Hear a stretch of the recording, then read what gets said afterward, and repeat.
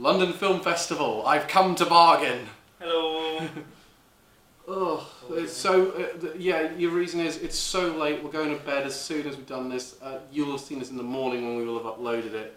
Or it's probably more like lunchtime, just considering the upload speed we're having here. We finished, the film started at 9 and it finished at around 9:30. And it took us ages to get back. Due to the fact we overshot on the tube. No, we didn't overshot, we went the wrong way.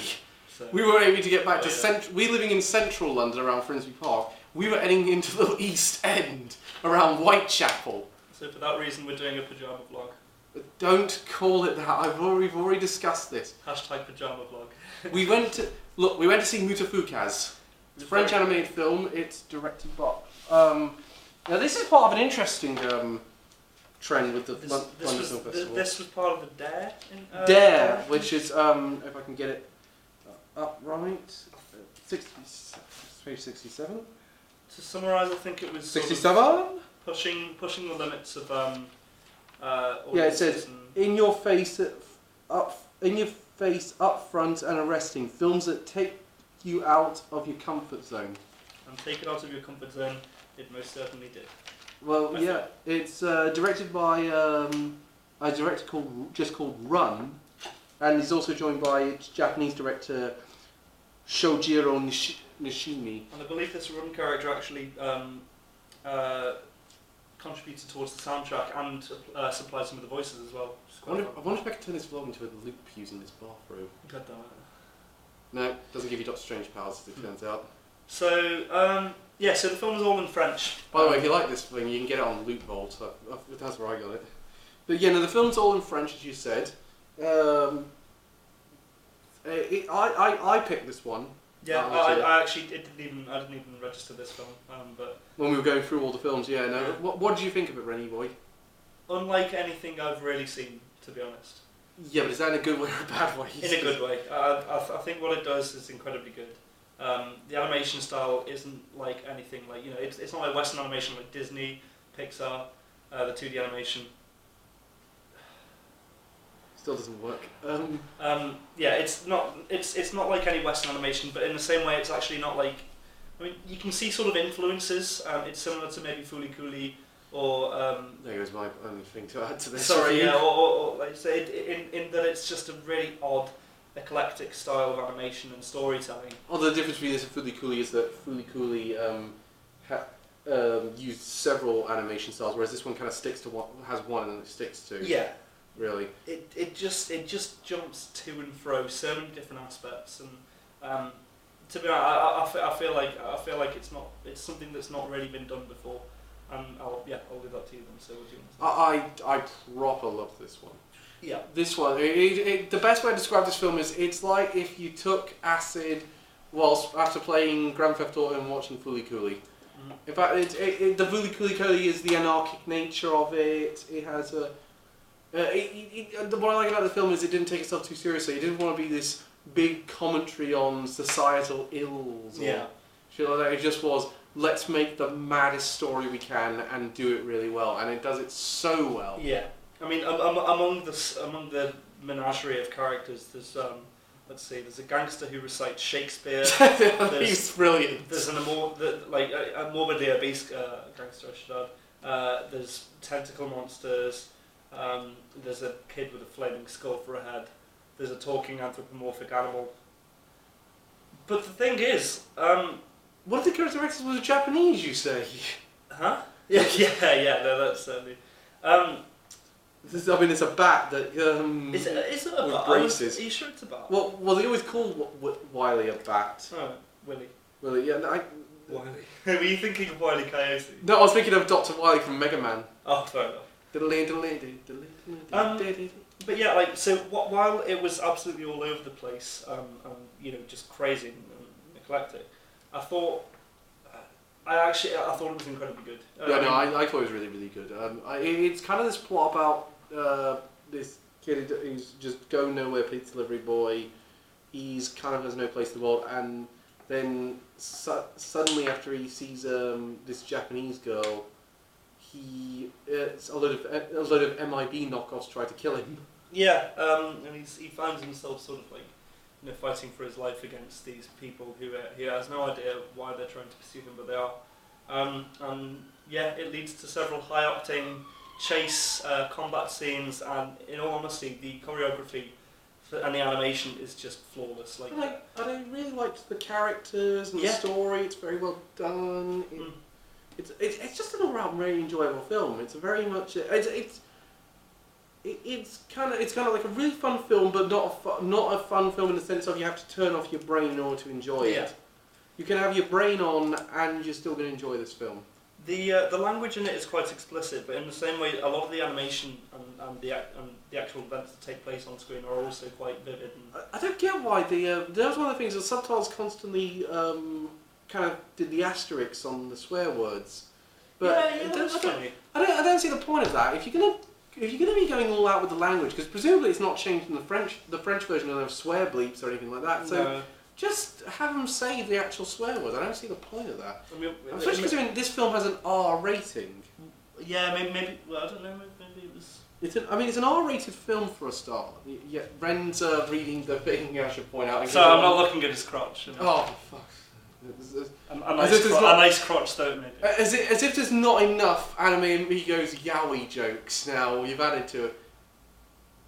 I can look at the camera. I'm seeing what you're doing. Stop it immediately. But yeah, I thought all around this film was incredibly good. A similar one to watch, and we mentioned Foolie Cooley, which is a 6-episode anime. Again, very sort of nonsensical. That's kind of like a movie, though. You could watch that. You could watch all 6 episodes in one go in like a movie. Yeah. That's just how I watched it. Yeah, and there is a sequel coming out soon. Which is two sequels actually. Which are done in movie style. Yeah. And then I would say Afro Samurai is a good comparison as well. Afro Samurai is a pretty good comparison. I'd also say, one of the things I'd also say is this film's kind of proving another point to me, which is give French animation a go.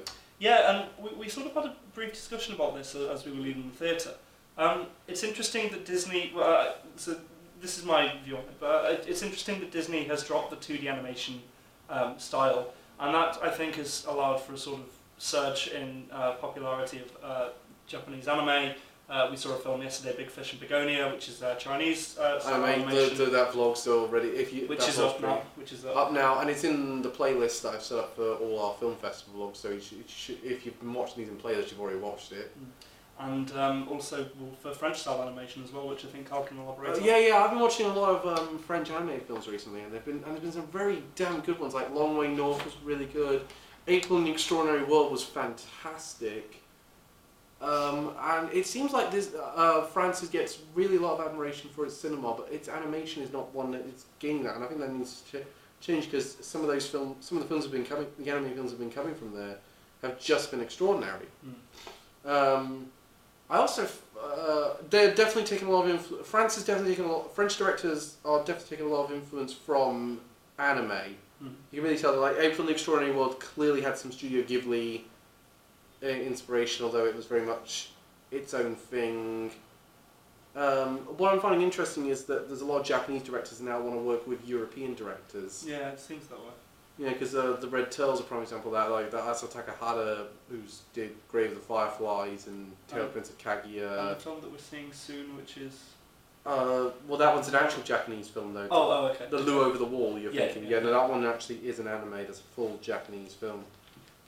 Well, yeah. So in terms of this, I think the animation, so the God, it's good. It's fluid. It flows really well. It's incredibly detailed. And compared to Big Fish and Begonia, which we saw yesterday, I think it's a bit underwhelming compared to Big Fish and Begonia, but that's only because Big Fish and Begonia has such amazing animation. I think that's the scale. I think because while that has fantastic animation, there were a couple of points where you notice like still frames or you notice reuse animation. This one had none of that, and it very much had its own style.